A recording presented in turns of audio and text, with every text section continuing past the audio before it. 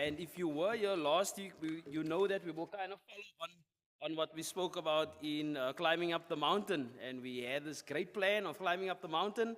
And this week, we're going to look at a great example of people who circled, excuse me, around a mountain. Thank you so much for all the birthday wishes for yesterday. I do dearly appreciate it. I really had a good day. And birthdays in January is difficult. I explained that to you already. Everyone's broke where I come from. And they make you promises and say, don't worry, we're going to make right with you. And we're going to, when I get paid, I'm going to give you something nice. And I'm still waiting. I'm 42 years old. And a lot of people have promised me a lot of things. So I don't even fuss about it any longer. But in the week, my wife spoke with me, and she asked, well, what do you really want? And I guess everybody has a wish list. Some of us go on our Take-A-Lot cart, and we put things in the cart, knowing we're not going to buy it, but we just put it in there. It's like a wish list, and you're hoping one day somebody might just hack into your account and pay for the things and send it to your house. But I said, you know what? I think I have everything that I need. I have good relations with people. I have my family. I have a roof over my head. I have a vehicle to drive. And there's a lot of things that I would like, but my happiness is not based on the things that I don't have. And again, I can give you a long list of things that I would like. It would be nice, but I would consider it a luxury. Some of the relations I have is from the people at Eastridge, and that congregation is very dear to our hearts. I think every week since we've been here, we've had people from Eastridge. There's some of them again here today. And I know that will die out also, but I really do appreciate the fact that the brethren there have decided just to support us, knowing that we are, treading new ground here. And it's nice to see familiar faces. And those are the people who give you amens, and those are the people who kind of root for you. It really makes you, thank you so much. There's amens here also. It makes the world of difference, just to give us again that comfort. But none of it is possible without what God has instilled in the church. And the church was meant to be that. It was never meant to be something that I go to on a Sunday and I'll see you next Sunday. That was never God's design for the church. His design for the church was always that people have relations. And the Acts chapter 2 example, my mind is blown that people sell what they have so that their brother and sister could also have. And I'm not saying today that we must do that, but what I'm saying is that not a great example of how we care for each other? And I can say with words that I love you, but Tish, if I don't show it, then my words means absolutely nothing. It's empty words. And Jesus says, these people, they draw near to me with their lips, but their hearts are far from me. I would hate that we find ourselves in a position like that, where we're basically getting to a point where we think we are serving the Lord. We think we are doing what is pleasing to God, but in actual fact, our hearts are far from Him. I would hate for that to be the case. So this morning I preached a sermon called, Let Us Turn Northward. And that's based on Deuteronomy chapter 2, where the Israelites were circling a mountain for a very long time. I don't know which mountains we circle or have been circling, but maybe for us today, it's time to turn northward. Maybe it's time for us today to stop circling these mountains and say, you know what? Now we're going up. We need to go up. We're changing direction. And I don't know how obedient you are to your GPS, but I'm not that very obedient. And I have Google Maps, and I have the other Maps one. And sometimes I want to show them that I know better than them. And they're telling me in 24 minutes I'm going to arrive at my destination. But guess what? I know with that 1 liter turbo that I have, I can make it in 22. And sometimes I want to show the GPS, you know what? I know a better road and a better road. And lo and behold, the GPS proves me right. And the GPS says, you know what? You are going to be there in 24 minutes, but now you've made it in 22. Well done. Doesn't say that, but I kind of, give my own response toward that. With God, He knows better what we need. He knows where we need to go. Now, we might not feel that way. That might not be our will at that given time. Because maybe He closes certain doors and opens another and says, walk through the door. But me personally, it's easier for me to not walk through the door. It's more comfortable for me to be where I am. And this is where the Israelites found themselves. Now, a little bit about the book of Deuteronomy is that it's the law a second time. The law repeated. And it's a very interesting book. Netflix currently has got not such good things on there. And you scroll, and by scrolling you fall asleep, and I never get to watch anything. And reading through the book of Deuteronomy, there's such a lot happening there, and there's such a lot of lessons. I'd probably do an injustice this morning if we were going to try and flesh out all the lessons we can find just in the second chapter of Deuteronomy. It would be nearly impossible, because it's basically Moses standing up, and Moses now speaking to the second generation. The first generation is gone, and he speaks to the second generations, and he says, I'm going to tell you now a little bit of what happened to your fathers and your grandfathers and what they did, but we're going to learn from that. In our study this morning, we got to Romans chapter 15 and verse 4, and it clearly indicated to us that the things that were written aforetime, we must learn from it. Brother Noel van der Berg at Eastridge would say, we learn from history what we don't learn from history. That is what we learn from history. Now don't get lost in that, but there's a truth in there, because that's exactly what it is. We do learn from history what we don't learn from history. And that is what we learn from history. But how foolish would it be? Our theme is a hope built on nothingness. How foolish would it be if Christians who have truth in their possession don't build on the rock? It would be foolish. I think on Judgment Day we would hang our heads in shame and say, why did we not just do the right thing? Why were we circling mountains that we should have been facing, turning northward? Why did we not change direction? Why did we act on our comfortability and our emotions? Because let's face it, there's certain things that the apostles, that Paul, that others would have done that maybe they would have done differently if it were up to them. But because they were obedient, I don't think if you were going to interview Noah at the start of his life and say, Noah, what are some of the great goals you have in your life? I don't think building an ark would be on his CV. I don't think he would say, you know, brother, there's a lot of things I want to do, but building an ark is one of it. But God says to him, you've circled around long enough. I need you to build an ark. And the same he can say for Jonah. Jonah even goes the other way. Jonah says, hold on.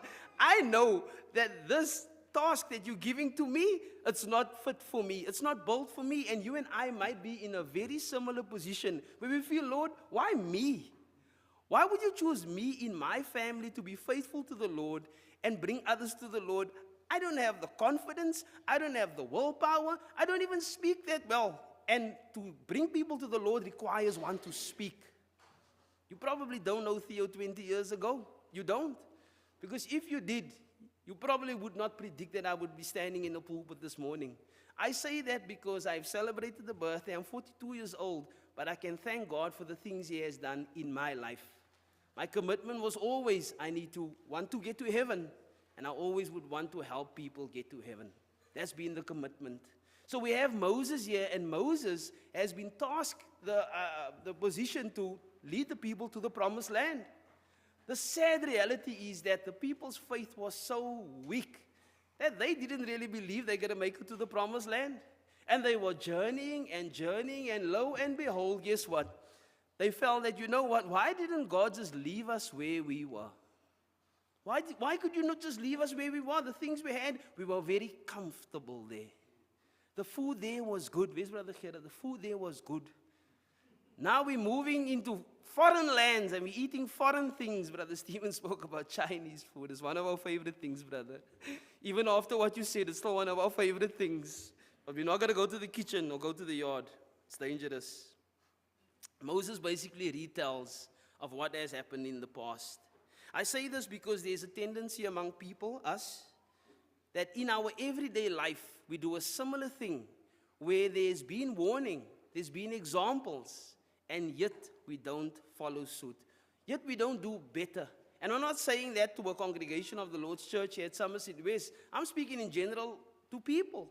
Because if we're going to put it on a scale, majority of the people are not going to heaven. And that's not according to the preacher today. It's according to Matthew chapter 7.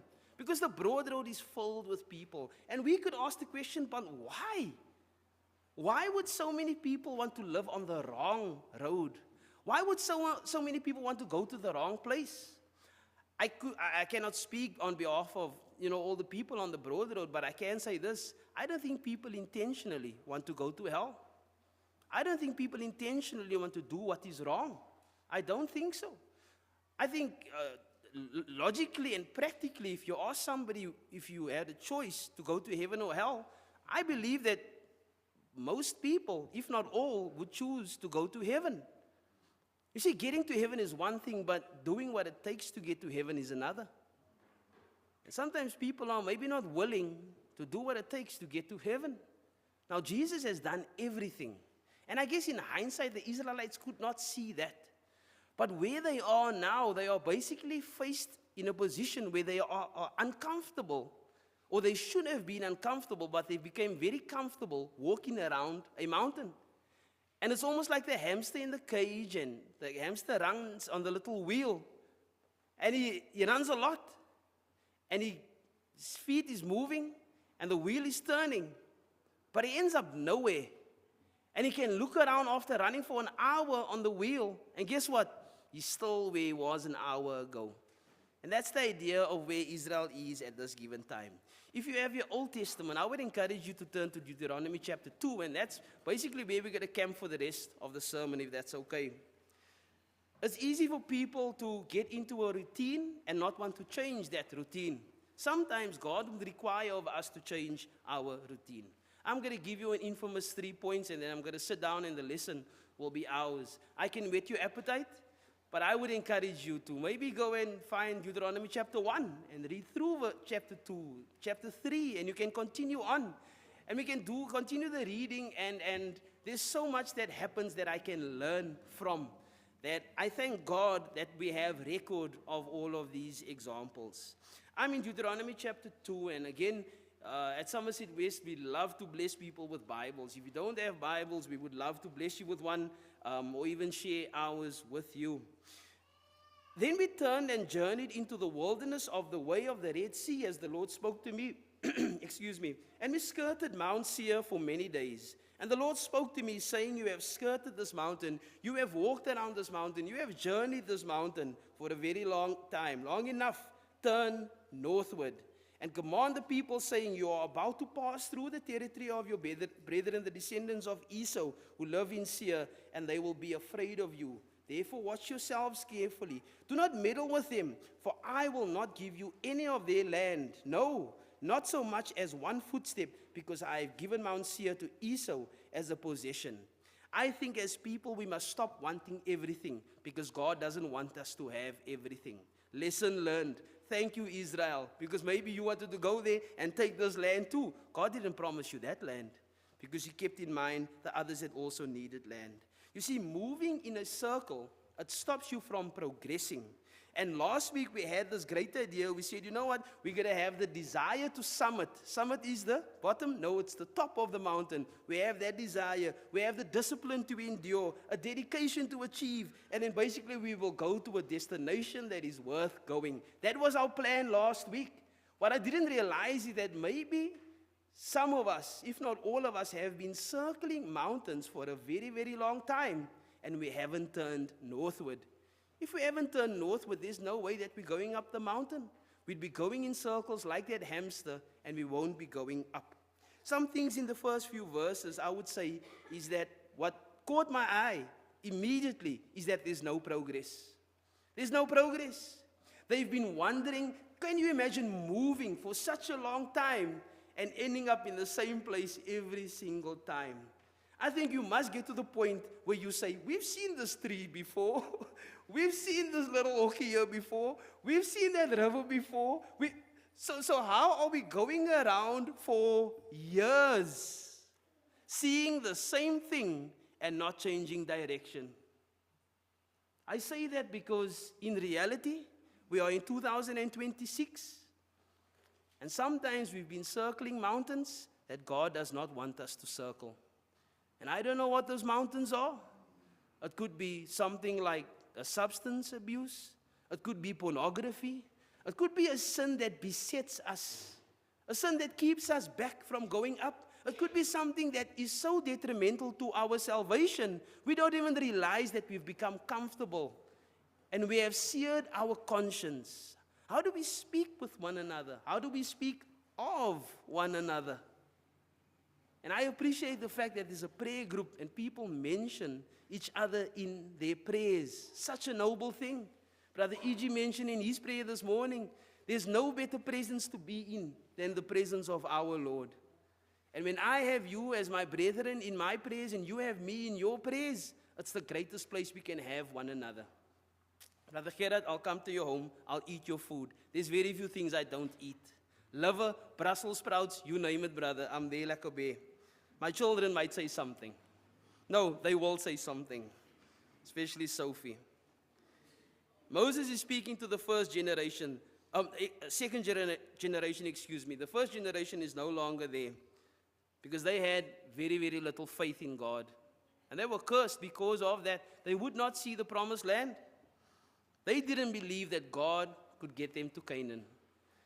Are there things in our life, and I'm not saying that this is the case, but it might be the case that we pray for things and we have a level of belief in God that says maybe, just maybe, God might take us there. Maybe God will bless me with this. Maybe God will take away this sickness, but it's not a complete, a surrender. There's a beautiful hymn we sing, I surrender all. All to Jesus, I surrender. Have we really surrendered what we have or what we are battling with so that we give it to God and He says, now your burden is lighter. Now it's something you have no anxiety about, no stress about. And stress is a bad thing, they say.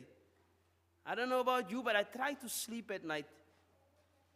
And I've got a witness here to prove that when I put my head on the pillow, there's very few words that follows after that, and I can sleep. And I say that because sometimes there's things keeping us awake.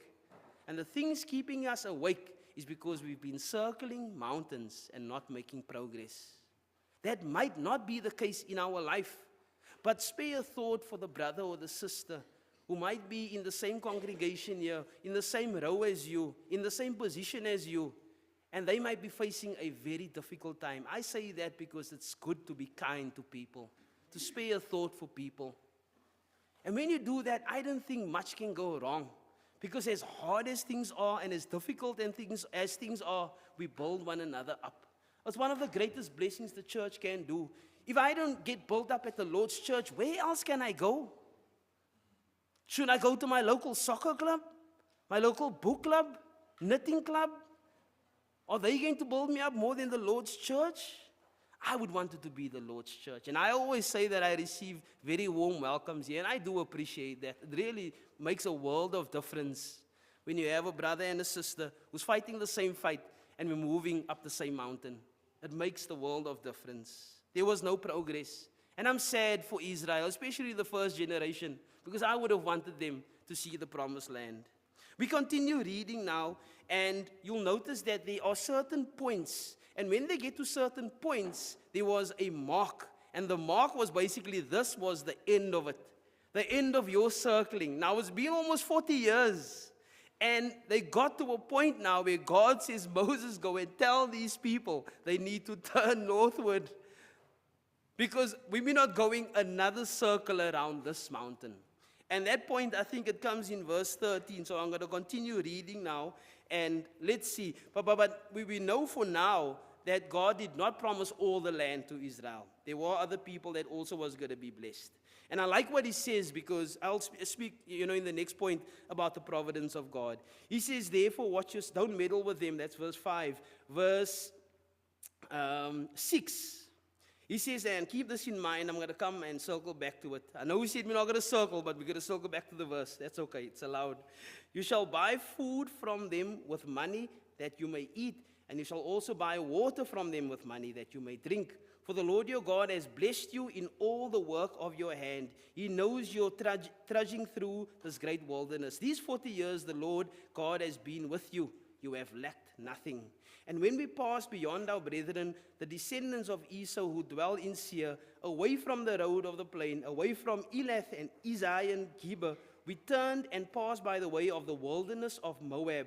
Then the Lord said to me, do not harass Moab, nor contend with them in battle, for I will not give you any of their land as a possession, because I have given all to the descendants of Lot as a possession.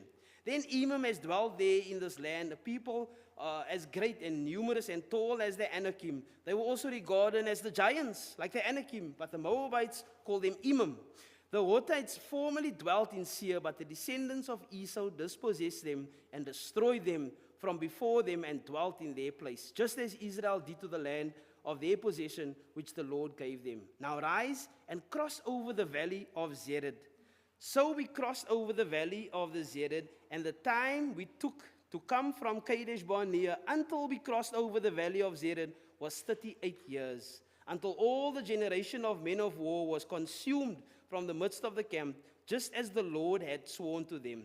For indeed, the hand of the Lord was against them, to destroy them from the midst of the camp until they were consumed. This is basically the point where things change. This is where they start turning northward, and it gets better, because now they are progressing. Where are they progressing to? Canaan, the promised land.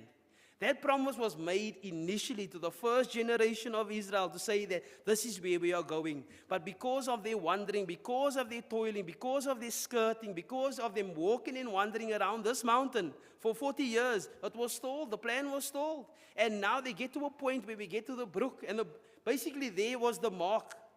And the mark is basically saying, you know what? This is it. We are no longer walking around this mountain. We are moving toward the promised land. Brethren, I work at a rehab a few days a week, or I used to do that.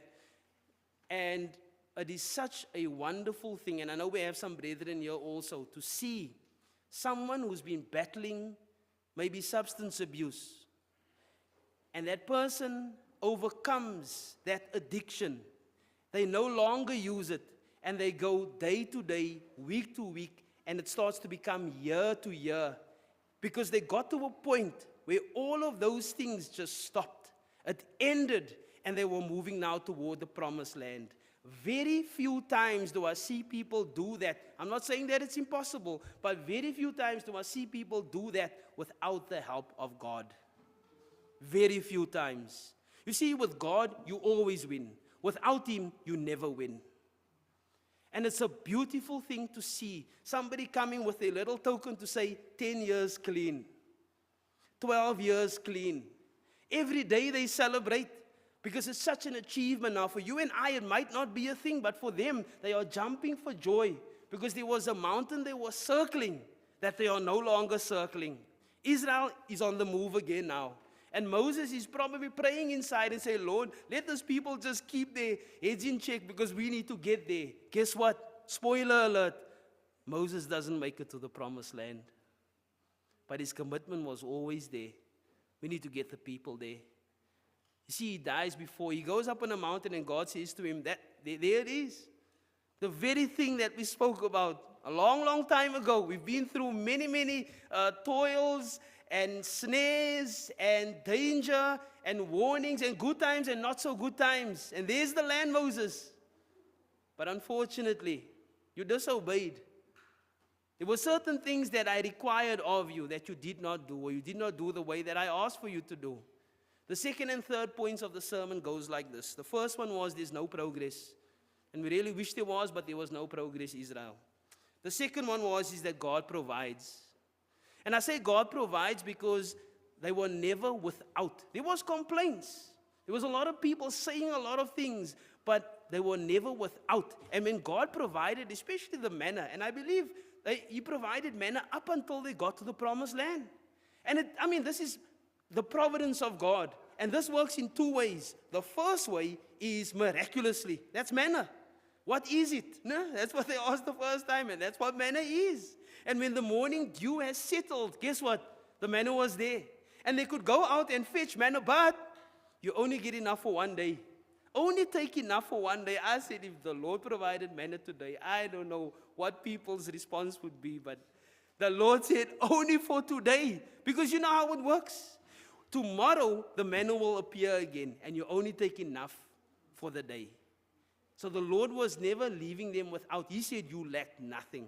There's nothing that you lacked. I don't know about you, but I don't believe that in my lifetime, and you know my age, I'm not going to repeat it again. It gets older the more you say it.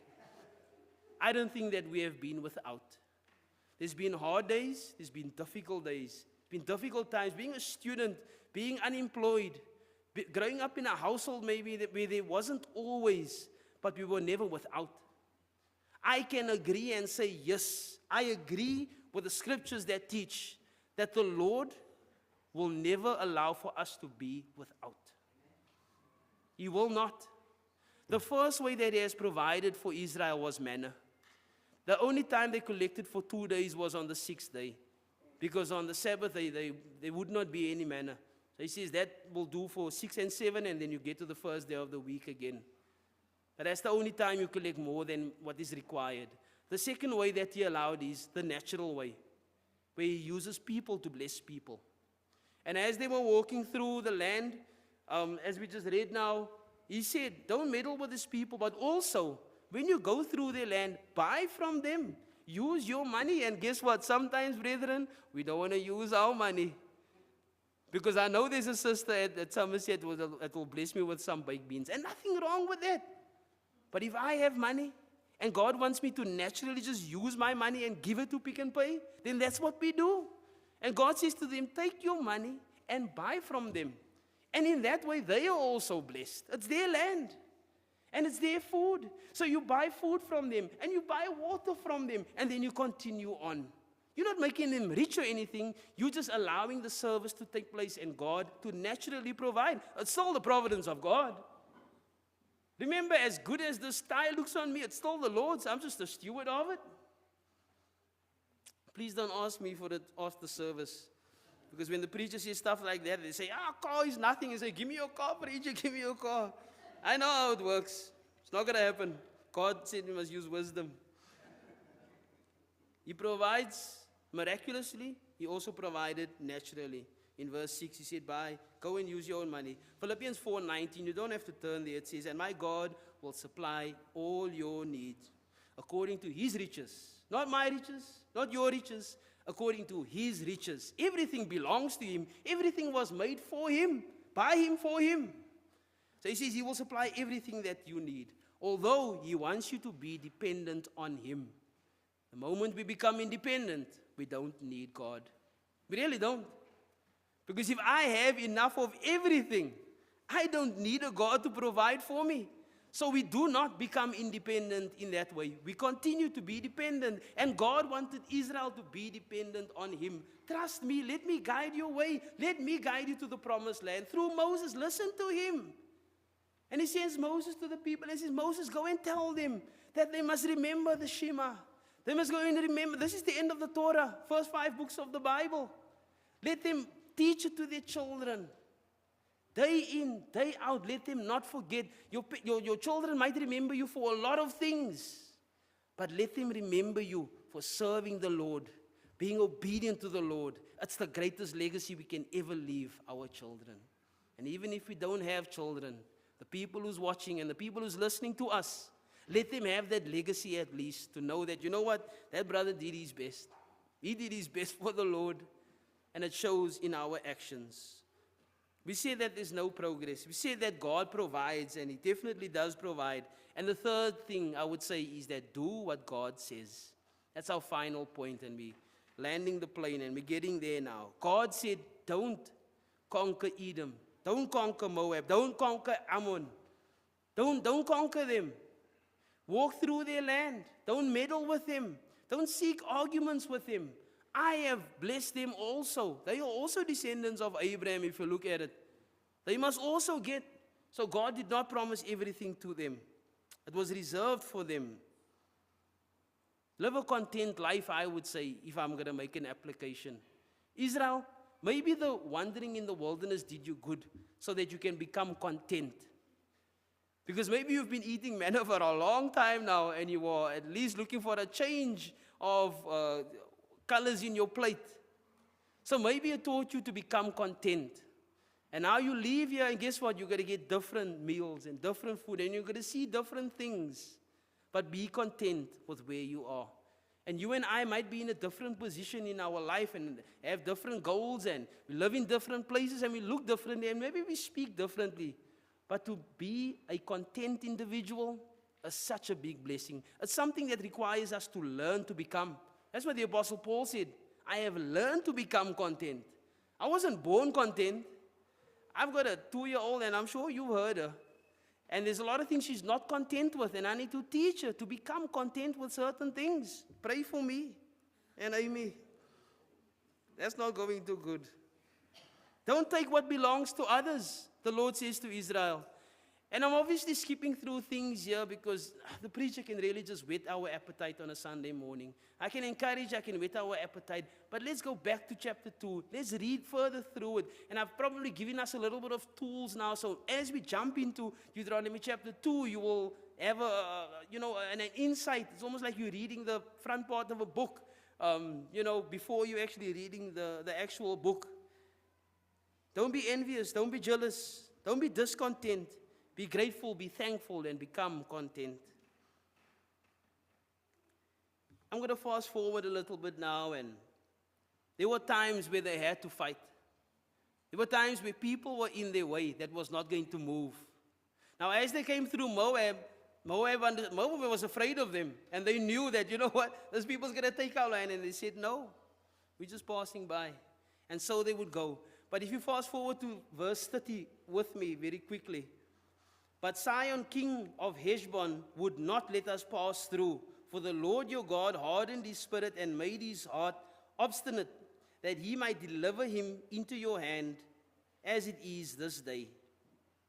And you would think, so what do you do now? Do you turn around, go back to the mountain and start circling it? We've turned northward. What did they do? What did they do, Moses? And this is what Moses said.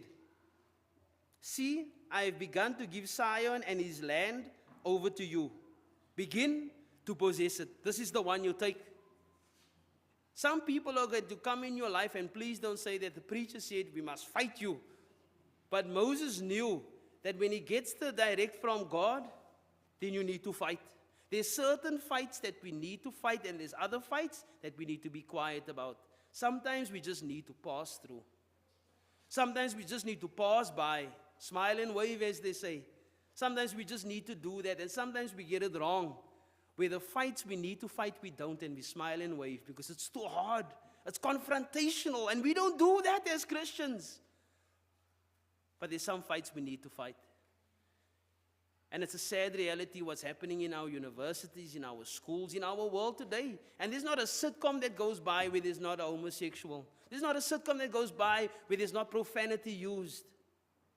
And it's very, very sad, and it's hard to find something good to watch these days. And if the Christian doesn't speak up about it, who do we expect to speak up about it? Do we expect someone in the world, somebody who's not knowledgeable, somebody who does not have the insight that we do, to stand up and say, I believe according to God's word that is wrong, it's an abomination? Christians stand up. That's the fight that you fight. And you fight with love. It sounds wrong. Who fights with love? Christians. That's what we use. It's our tool. It's one of the strongest points of being a child of God, that I have love and I fight with it. Can you imagine fighting someone with love? They're going to say, stop, that's too much love, it's too much love. And like, I'm a Christian, here's more love, here's more love. Sounds wrong, sounds weird. You're like, what movie is this? This is the movie that God had intended for us. The Lord said to Moses, then Sihon and all his people came out against us to fight. And the Lord our God delivered him over to us, so we defeated him, his sons and all his people. We took all his cities at the time, and we utterly destroyed the men, women, the little ones of every city. We left nothing remaining. We took only the livestock as plunder for ourselves, with the spoil of the cities which we took. From Aroer, which is on the bank of the river Arnon, and from the city that is in the ravine, as far as Gilead, there was not one city too strong for us. The Lord our God delivered everything to us. Only you did not go near to the land of the people Ammon, anywhere along the river Jabbok, or to the cities of the mountains, or wherever the Lord our God has forbidden us. That's the end of chapter 2, and just to land the plane and conclude, there was not a city too strong for who they were. And that's because God would deliver their enemies to them. Brothers and sisters, friends and neighbors, do not be afraid of our enemies. Don't be afraid to love your enemies. God, He will deliver them to us. He will deliver enemies to us, and who knows, they might even become a Christian. Which mountain have we been circling? Have we not been progressing the way God would want us to progress? Have we doubted God's providence? Have we doubted that He will provide the manna for us? Have we doubted that He will send someone our way to help us in our time of need? We should not. We are Christians and we trust in the Lord with all of our hearts. Avoid distractions. Stay focused. The promised land awaits. Moses really did what he could. But as I mentioned earlier, that he could not enter the promised land. We can read more about that in Deuteronomy chapter 3, but I won't for now. I will end in saying this. Let us not miss out, but rather let us turn northward. Let us stop circling the mountain. Let us make better progress. Let us press toward the goal. Let us go toward the mark of the high calling in Christ Jesus. I thank God for examples that He provides for us. The Old Testament is filled with them. This was one occasion where Moses would come and speak to a second generation, and he warns them because he loves them. He's concerned for them, and he doesn't want them to make the same mistakes. So he says, you know what? You are going to get to the promised land. Can you imagine the celebration that took place when they got there? Can you imagine you heard about these things, and through all those generations, they heard of the promised land. And here is a generation now that's actually going to get to the promised land. And they get there, and it's cause for celebration. It's even better than God had described it to them, because they didn't know much about it. They just needed to know they need to get there. As children of the Most High God, we have not been to heaven, but let us strive toward getting there. And I know that when we get there, it will be cause for celebration. Some have gone before, and we thank God for the example. We learn from them. We aspire to them. We stand on the shoulders of them. For now, it's our time to stop circling our mountains. We need to move on, turn northward, make progress, allow for the providence of God to permeate in our life, that He doesn't just bless us, but we also bless others, and we will get to the promised land. If there's anybody here this morning that requires prayer, we would want for you to come as together we stand and sing that song of invitation. Thank you for your kind attention.